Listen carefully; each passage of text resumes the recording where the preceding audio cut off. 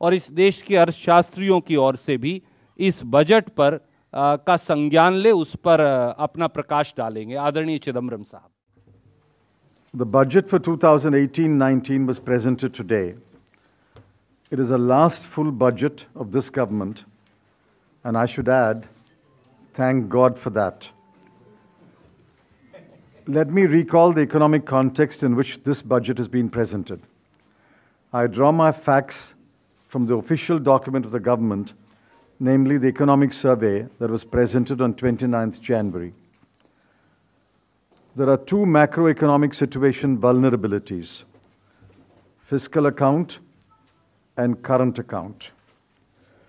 The real effective exchange rate has appreciated about 21% since 2014, affecting India's export competitiveness, but the domestic political economy, meaning BJP, favors a stronger, less competitive exchange rate. In the last 4 years, the level of real agricultural GDP and real agricultural revenues have remained constant. Jobs is a number one issue. Jobs are not being created. Industry, especially MSMEs, create jobs. Industrial GVA growth has declined from 9.8% in 2015-16 to 6.8% in 2016-17 to 2.7% in 2017-18.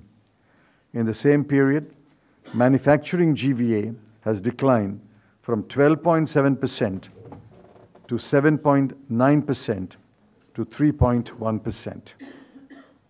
The last number on investment was 28.91% of GDP in the second quarter of 2017-18. The last number on CPI inflation was 5.21% in December 2017. The last numbers on credit growth are non-food credit 10% and credit to industry 2.1%. In the light of the above, the budget proposals should have been bold and radical and backed by adequate provision of funds. Unfortunately, the budget proposals are a big letdown. Let me list the big disappointments. 1, fiscal deficit.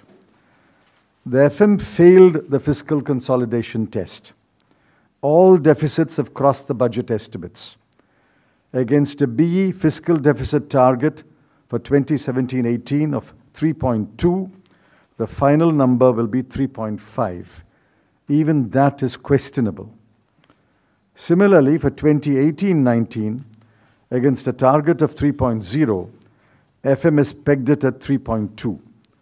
Both these slippages will have serious consequences and raise grave doubts about India's commitment to fiscal consolidation.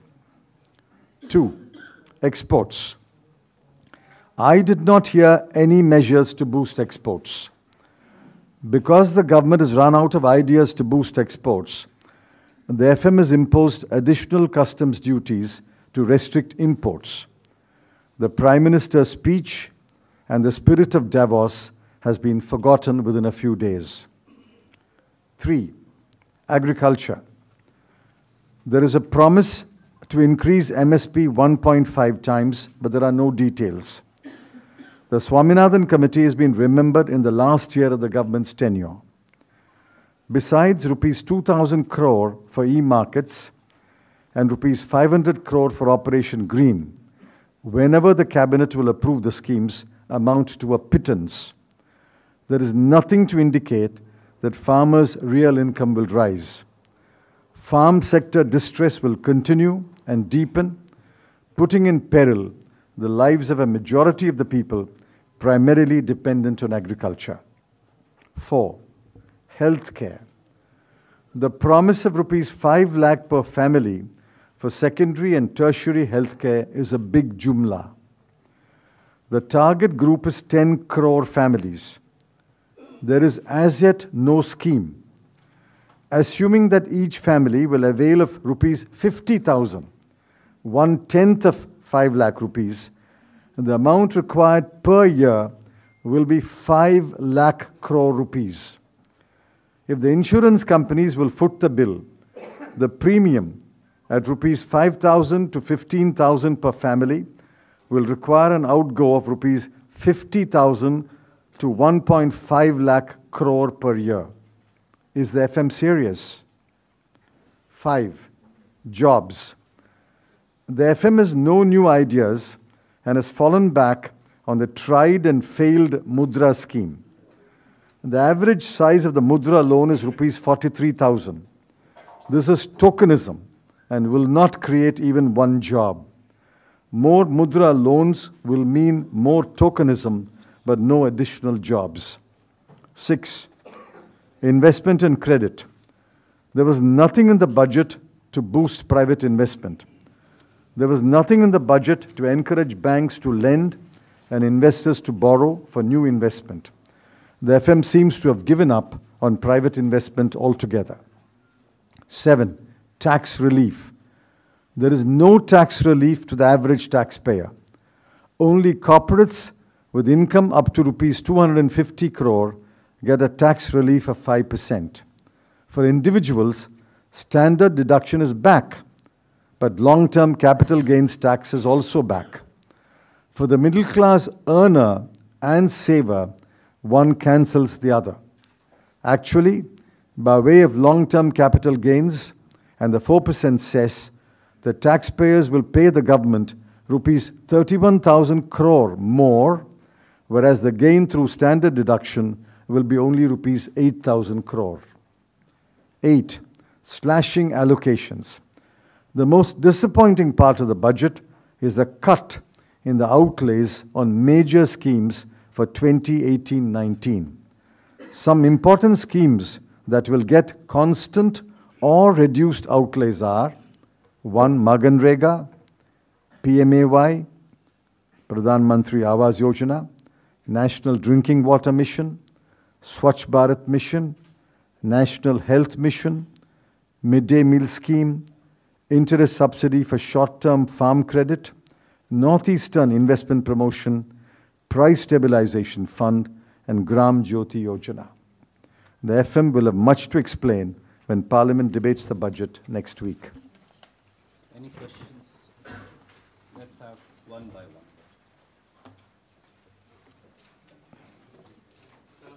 Start with you. I just want to go back to your point on healthcare. Yes. You assume that each family will, you made an assumption that it will require 5 lakh crore because assuming that each family will claim about 50,000. 1/10 of what is entitled to. The family is 5 persons. Yeah, but why do you assume each family? Because average. That's not how the insurance sector I know, it doesn't. It's an average. Some will claim 5 lakhs, some will claim 0. You assume an average of 50,000 per family. You're promising me 5 lakh crore. Family, somebody will fall ill. Why would I not claim it? So I'm assuming an average of 50,000 rupees per family. 1/10 of what I'm entitled to.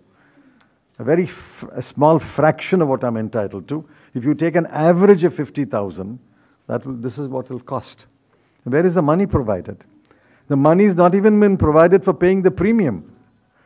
Even the premium, if it's an insurance scheme, as I suspect it is, there's no money in the budget even to pay the premium. But sir, some of the state governments are already following this. Well, I'm sure they are, but this is a new scheme, and the government and the finance minister touted it as the world's biggest healthcare scheme. So I'm looking for where is the money provided. Obviously, the government is not going to pay out of its pocket. It's an insurance scheme. But to cover it by insurance, there must be a premium, no? Where is the premium provided for? I don't find the number. If somebody can find it, please let me know. One sec. So, considering the fact that the government would be entering the election year next year, and this is the last full budget, do you actually rate the budget as a more of a populist budget, since you said it's not pragmatic and doesn't even address fiscal deficit consolidation? Do you think that it is completely a populist budget kept in mind because the elections have been kept in mind? It is a defeatist budget. I think they have thrown in the towel. They have run out of ideas. they've run out of gas. So just words. It's a defeatist budget. It's a budget of a government which has conceded that it has failed to address important issues in the last 3 years. Remember, the economic survey said, at the end of 4 years, we have failed to address 3 important areas: employment, education, and agriculture. What I want to ask is, if a government at the end of 4 years, speaking through the chief economic advisor, will say, sorry, we have failed to address education, employment, and agriculture, what has this government been doing for the last 4 years? Sir, how do you look at the divestment figure, for the next financial year, which is 80,000 crore? And B, how do you also see the amalgamation of 3 big general insurance companies by this government? Because, all the players are getting bigger and bigger, and I'm talking about private players. So consolidating 3 companies into one, how do you see, how it will pan out? If they wish to consolidate 3 insurance companies, I have no comment on that. I have no quarrel with that either. But let's go back to disinvestment. The ONGC purchase of HPCL is not strategic disinvestment in its true sense. It is simply an accounting gimmick. Instead of government borrowing in the market, government has asked ONGC to borrow in the market and pay the government by buying the HPCL shares. No strategic purpose is served by that disinvestment. This is the classic example of government selling its silver to meet its daily needs. I support strategic disinvestment. I don't support ONGC buying HPCL shares just to bail out the government for another 30,000 crore. I hope next year they don't do that again. Sir, the strong claim of government to achieve the growth rate of 7.5%, how do you look with this budget the possibility of that? They will not achieve it in 2017-18. The first half had a growth rate of 6%. The second half, I think the growth rate will not cross 6.5 or 6.75. So the average will turn out to be about 6.25 or 6.3 or 6.4 for the whole year. For the whole year, it's likely to be 6.4, maybe 6.5. From 6.5 in 2017-18 to jump to 7.75 or so in 2018-19 is, for this government, given this budget, I think is pretty much not possible. Sir, would you have been the FM now? Congratulations first for recent winnings of Rajasthan. Assuming that you will be in power next year, what will be your budget then? But that you should ask me next year. Ask the government next year, not this year.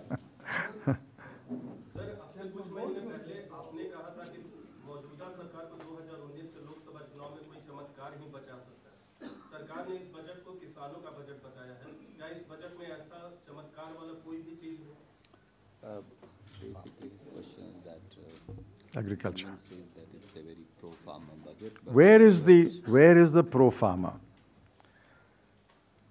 They say that we have already done 1.5 times the cost in MSP in some crops, and we will do it for the remaining crops. Where have they done it?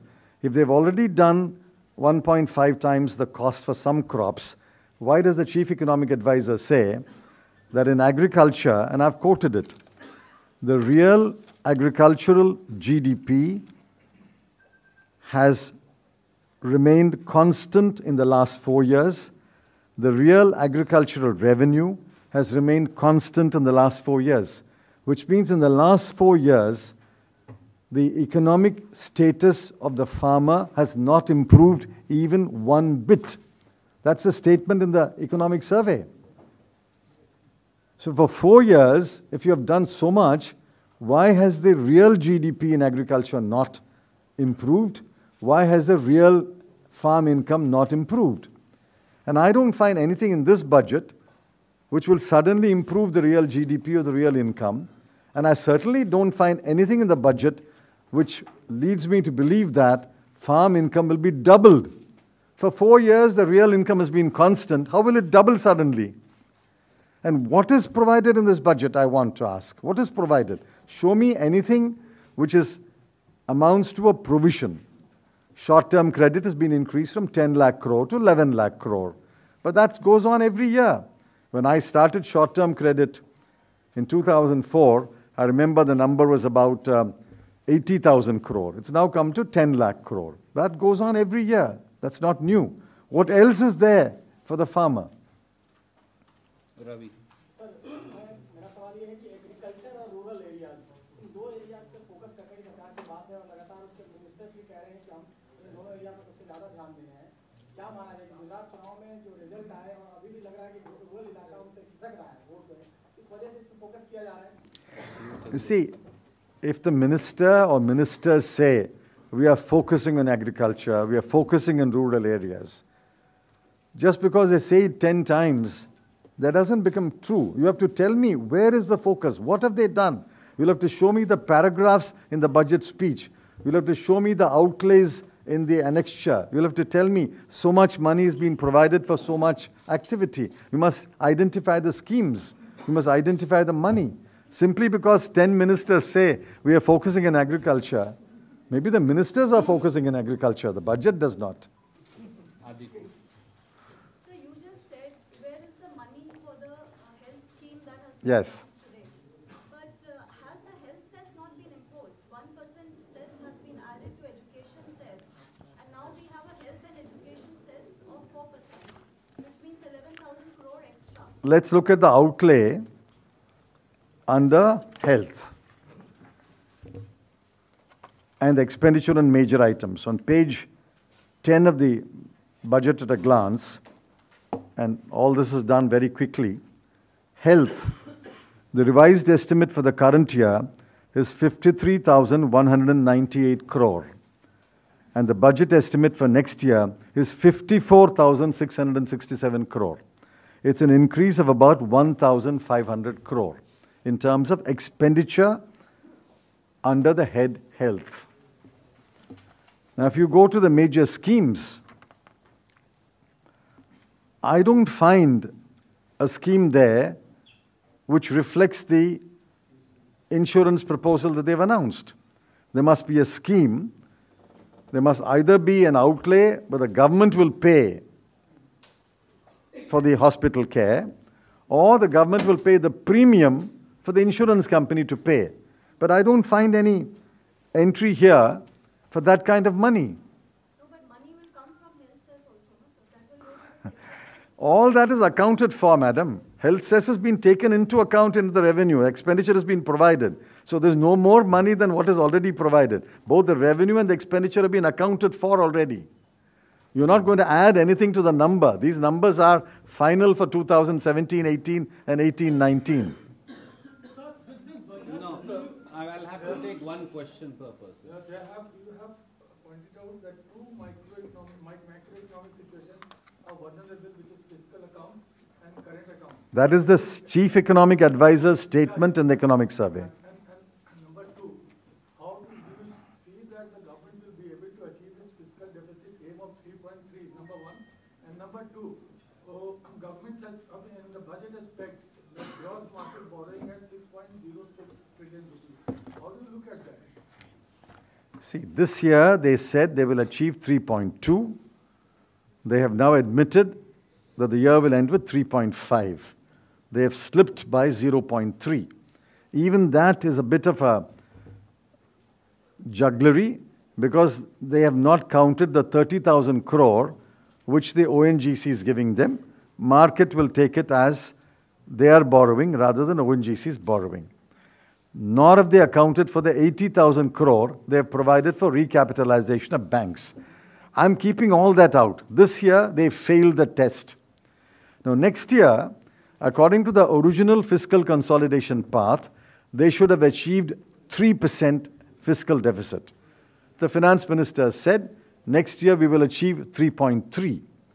Going back this year's track record, it inspires no confidence.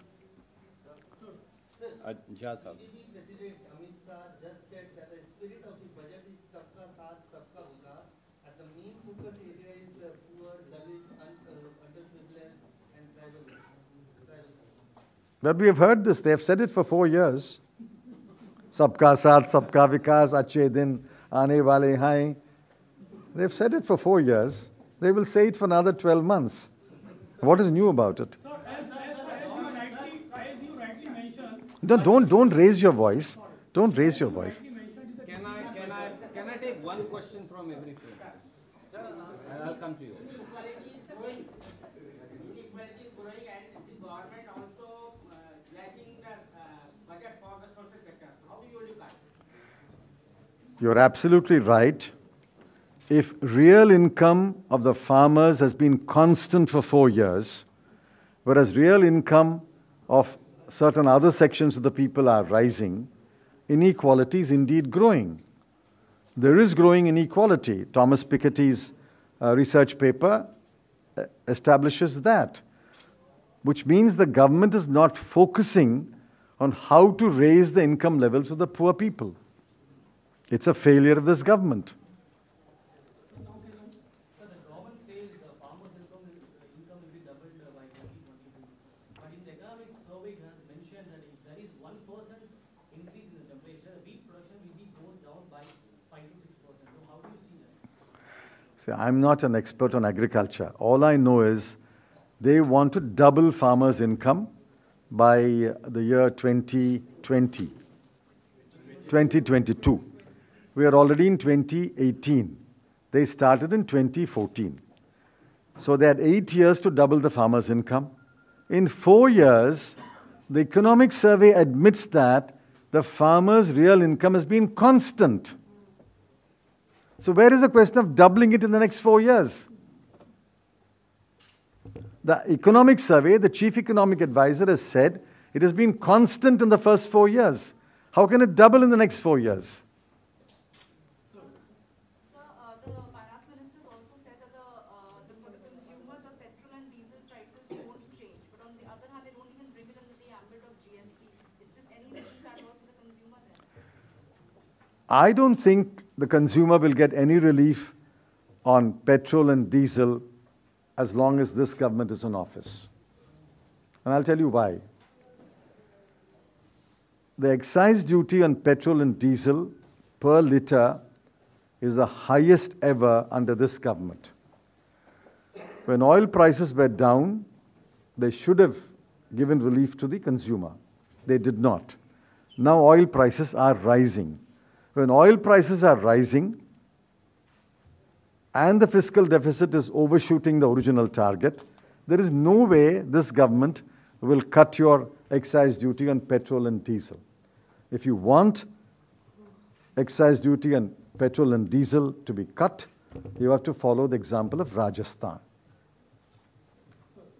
Sir, as you rightly mentioned, that this is a defeated budget. So do you think that finally Modinomics is about to an end? Well, I don't know when it began, so I can't say when it will end. Okay, last question. Sir, job sector is one of the main sectors. Here you have mentioned tokenism over this 40,000, 43,000. This is our tokenism and it is totally fake. So there will be no any job creation in this coming year. Can you please explain about your tokenism? See, you take the Mudra scheme. You take the number of people who've got Mudra loans and the amount of money that is being given as Mudra loans. You divide one by the other, you will get 43,000. The average loan size is 43,000. If I give you 43,000 to make an additional investment, can you create a new job? Will 43,000 investment create one additional job? I have not heard anywhere 43,000 rupee investment will create a job, in which event millions of jobs can be created in this country.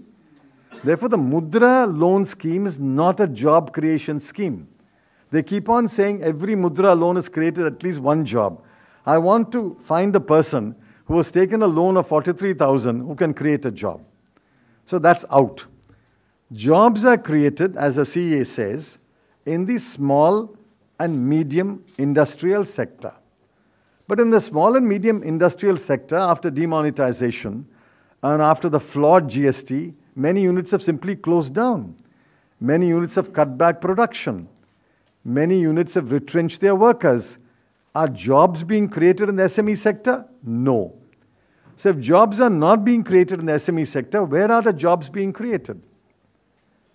Which is why there is so much unrest in India, especially among the youth. Look at the CSDS survey, which was published yesterday.